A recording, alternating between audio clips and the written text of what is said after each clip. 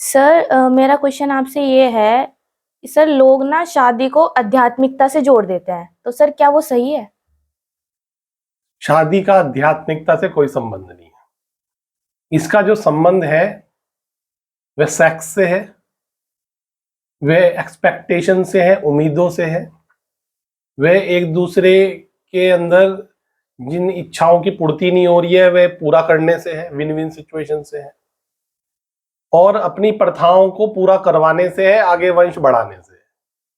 आध्यात्मिकता का इस पूरे शादी के कॉन्सेप्ट में कोई लेना देना नहीं। केवल लोटा लेके घूमने से और पल्ला ढक के जाने से और जल चढ़ाने से ये आध्यात्मिकता लोग समझने लगते हैं। क्या आध्यात्मिकता है इसमें? पीछे क्या करते हैं वो? केवल रात को सेक्स करके सुबह तुम जल चढ़ाए, तुमने क्या आध्यात्मिक हो गए तुम? इसका क्या आध्यात्मिकता से लेना देना है? कौन पति पत्नी बैठ के ध्यान कर रहे हैं, मेडिटेशन कर रहे हैं, कौन है बताओ? ये जल चढ़ाना ये सब आध्यात्मिकता से जोड़ रहे हो? कोई भी कर ले इसे। बेवकूफ से बेवकूफ आदमी, एमआर मेंटल रिटार्डेड आदमी जिसके अंदर 1 रुपए की बुद्धि नहीं है, उससे जल चढ़वा दो। आध्यात्मिक तो बहुत ऊंची चीज है। तो इसका तो कोई संबंध नहीं है। ये तो सब बेकार की ओढ़ा, मतलब इसे बड़ा अच्छा सा बनाया जाता है कि आध्यात्मिकता बड़ा, इसमें पवित्रता, और ये कोई इसमें कुछ नहीं है पवित्रता पवित्र। ये बस वंश बढ़ाने की आगे और इच्छा पूरी करने की चीजें बनी है, और कुछ नहीं है।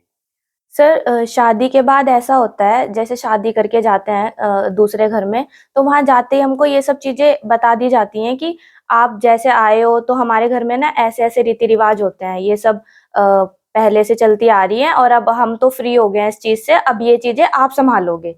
तो सर ये चीजें वही सही वही हैं? मैं आपने जो पूछा, आध्यात्मिकता, आध्यात्मिकता कहीं नहीं है। अपने रीति रिवाज आगे बढ़ाने हैं इन्होंने। पहले बेवकूफियां इन्होंने की, अब दूसरे से करवानी है।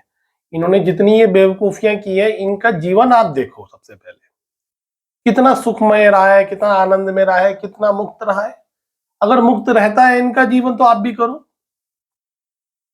वरना बस फॉर्मेलिटी है, बस और कुछ नहीं है। ये इन खुद ही अगर पूरा जीवन इनकी दुख की गाथा है, तो इन सब चोचलों से क्या मतलब बैठता है बताओ आप? और आपको लगता है इनका जीवन बड़ा आनंद में सुख में गुजरा है, तो कर लिया करो, फिर कोई बात नहीं। ये पैरामीटर है बस, ये और पैरामीटर, और किसी की सुनी सुनाई बातों पे विश्वास ना करो। ये बस ये पैरामीटर देख के ही आपको डिसीजन लेना है। सर हम तो ये सोचते हैं क्योंकि हम बाहर जाते हैं, बाहर के लोगों से मिलते हैं और हमको पता है कि हमें अपना कितना टाइम कहाँ पे देना है।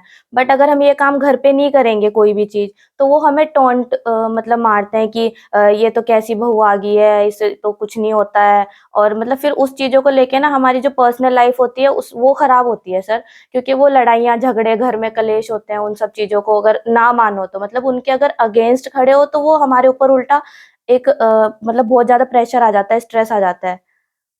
ये बात तो ठीक है, क्योंकि जो इनकी मान्यताएं हैं ये शगुन अपशगुन से जुड़ी हुई है। शगुन अपशगुन में मतलब क्या बुरा हो जाएगा अगर आपने नहीं किया और ढंग से नहीं किया तो। और इतने डरे हुए लोग हैं ये कि भगवान भी आके कह दे कि मत करो तो तब भी करेंगे, क्योंकि इनको कंडीशनड हैं, ये लोग आदतें पड़ी हुई हैं इन लोगों को, और कई सदियों से चली आ रही है। तो बिल्कुल ही इन्हें ऐसा लगता है अगर ये छूट गई तो हमारे हाथ से तो सब कुछ ही छूट गया, हमारे हाथ से तो जीवन ही छूट गया, हमारा तो अस्तित्व ही कोई नहीं बचा। तो ये डरते बहुत हैं इस चीज से। उसका कोई किसी चीज से लेना देना हो कि नहीं, बस अब तो करना ही करना है। जैसे ड्रग्स वाला है ना, उसे ड्रग्स पीनी ही पीनी है बस। अब उसे ये भी नहीं पता फायदा है कि नुकसान है, वो ये भी सोचना नहीं चाहता। अब तो उसे बस ड्रग्स चाहिए। सेम हालत इन लोगों की है, इससे ज्यादा कोई इनका वजूद नहीं है इन चीजों का। तो ठीक है, फॉर्मेलिटी करो, लेकिन जितना लिमिट में आप कर सकते हो वो लिमिट करना चाहिए। और अपनी आगे जनरेशन जो उसको डिलीवर करोगे आप, वो सोच समझ के करना, क्योंकि आप भी कंडीशनड हो जाओगे, फिर आप भी डिलीवर वही करोगे। तो वो बड़ी दिक्कत वाली बात है। हर सोचती है बहू की आगे मैं नहीं अपनी बहू को कहूंगी, वो भी करती है। जब उस पर गुजरी है तो वो भी दूसरे को भी गुजारेगी उससे। तो ये मेरे ख्याल में बदला लेने की भावना है तो। सर मैंने देखा है ये कि जब तक हम स्कूलिंग करते हैं या कॉलेज में जाते हैं तो हमारे घर में भी उस चीज़ का हमारे ऊपर प्रेशर नहीं रहता है कि आप ज़रूरी है फास्ट ही रखो या नहीं। लेकिन जैसे शादी रिश्ता हो जाता है तो हमारे ऊपर एक घर वालों की तरफ से भी प्रेशर आ जाता है, अब तो तुम व्रत रखना सीखो, पूजा पाठ कैसे होती है वो देखो, क्योंकि आपको घर अगले घर जाके करनी है। मतलब घर से भी यही सिखाया जा रहा है और वहां जाके भी हमारे ऊपर यही प्रेशर आ जाता है, तो सर ये गलत है। क्योंकि घर से इसलिए सिखाया जाता है, उन्हें लगता है कि आपकी लड़की संस्कारी नहीं है। अगर इन्होंने सिखा के नहीं भेजा तो वो कहेंगे आपने क्या सिखाया लड़की को। तो इसलिए ये भी पूरा सिखाने का प्रयास करते हैं जिससे इनकी तारीफें हों, लड़की बड़ी संस्कारी है, आपकी बेटी तो पूरा सब चीज फॉलो करती है, व्रत भी रखती है, ऐसे भी करती है, वैसे भी करती है। तो ये संस्कारी लोगों में आ जाते हैं ये। तो इसलिए घर वाले पूरा प्रयास करते हैं कि लड़की ऐसे बने, और उससे पहले उसका कोई लेना देना नहीं होता संस्कारी वाली बातों से। तो लड़की को फ्री रखते हैं, भैया व्रत रखना है रखो, नहीं रखना है छोड़ो, तबीयत खराब है छोड़ो। लेकिन वहां पे तो बोलेंगे कि चाहे तबीयत खराब हो या कुछ भी हो, जो प्रथा है उसको पूरा करो, चाहे जान चली जाए तुम्हारी। तो कई बार मैं देखता हूँ इस बात पे इतना झगड़े हो जाते हैं कि कई बार नहीं इस तरह की स्थिति है कि आदमी व्रत रखे या प्रथा पूरी करे, लेकिन लड़की को करनी ही पड़ती है, कंपल्शन है उसके लिए। और इस वजह से कई बार फिर पति से भी झगड़े होंगे, और सास ससुर, मतलब सबसे, केवल इन्हीं बातों के ऊपर बहुत झगड़े होते हैं घरों में। ये भी बड़ी वजहें हैं झगड़ों की। और सर कभी कभी तो ऐसा हो जाता है कि वो लड़कियां ही अपना फोकस भूल जाती हैं, वो खुद ही ऐसी हो जाती हैं, मतलब पूजा पाठ करेंगी, व्रत रखेंगी, मतलब वो खुद ही उस तरीके से ढल जाती हैं। अब तो ये आ रहा है, नवरात्रि आ रही है तो मुझे व्रत ही रखने हैं, मतलब उनका भी माइंडसेट हो जाता है, वो उसी तरह ढल जाती हैं सर, और वो भूल ही जाती हैं जो वो करना है लाइफ। ये तो कंडीशन हो ही जाती हैं लड़कियां।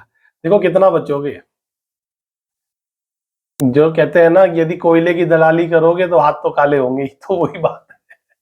तो बचना नहीं है फिर इस माहौल से, क्योंकि इस लेवल पे ये माहौल होता है कि आप बच ही नहीं सकते। आप देखिए पहले टाइम पे सती प्रथा होती थी, अगर पति मर जाता था तो लड़की को जिंदा जलाया जाता था। इस तरह का माहौल बनाया जाता था कि उसे एहसास ही नहीं होता था कि वो आग में कूद रही है। माहौल, तो माहौल का, एनवायरनमेंट का इतना बड़ा असर है कि खुद ही नहीं हमें पता चलता हम कहां तक चले गए। और हम भी, आज हम उसका विरोध कर रहे हैं, लेकिन अगर कॉन्शियसनेस नहीं रही, वो चेतना नहीं रही, तो आप भी वही फॉलो करवाओगे, और वही किसी दूसरी लड़की ने नहीं किया तो आप भी लड़ोगे। तो पहले तो जिम्मेदारी ये है कि जो कर रहे हैं वो तो कर ही रहे हैं, कम से कम आप ये उत्तरदायित्व उठाएं कि इसको बदला जाएगा हर कीमत पे, आपकी बहुएं ना करें ये काम। तो फिर कोई स्वतंत्रता वाली बात हुई, फिर आगे की पीढ़ी उसमें जा सकती है, एक उत्थान की ओर, एक आनंद की ओर, एक चेतना की ओर। लेकिन शुरुआत तो किसी ना किसी एक चेतना वालों को करना पड़ेगा। ये जितने भी कंडीशनड लोग हैं, अंधेरे में लोग हैं, इनका तो कुछ नहीं कर सकते।